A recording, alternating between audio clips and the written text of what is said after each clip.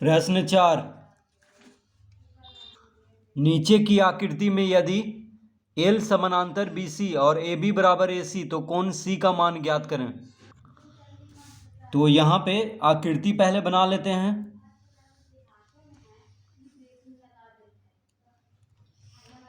तो यहाँ पे एक त्रिभुज है ABC।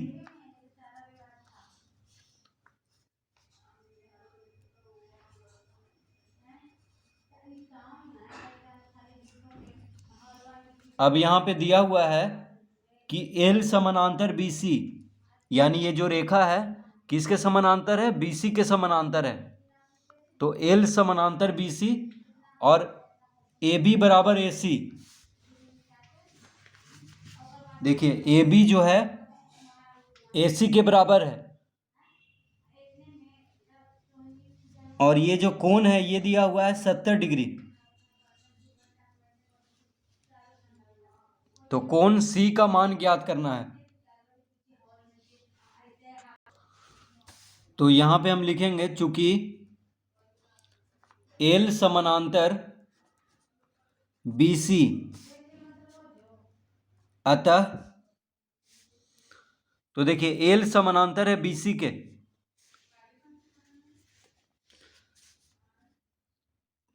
तो L समानांतर है BC और AB क्या है? तिर्यक रेखा है। तो ये जो कोण है और ये कोण, ये दोनों एकांतर कोण हो गया। तो एकांतर कोण बराबर होगा, तो ये 70 डिग्री है तो ये भी 70 डिग्री होगा। तो लिखेंगे अतः कोण B बराबर 70 डिग्री। क्यों होगा? तो लिखेंगे एकांतर कोण।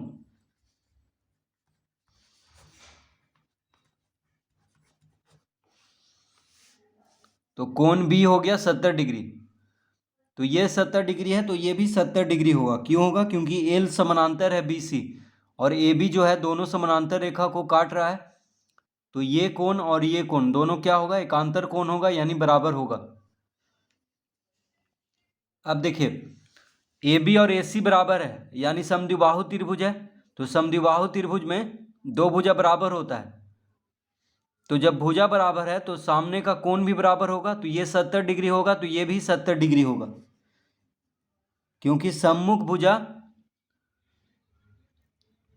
के सामने का कोण, तो ये भुजा बराबर है तो उसके सम्मुख कोण भी बराबर होगा।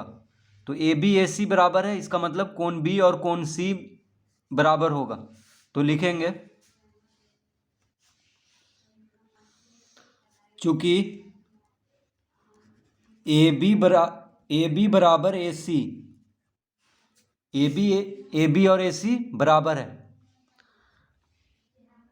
तो त्रिभुज में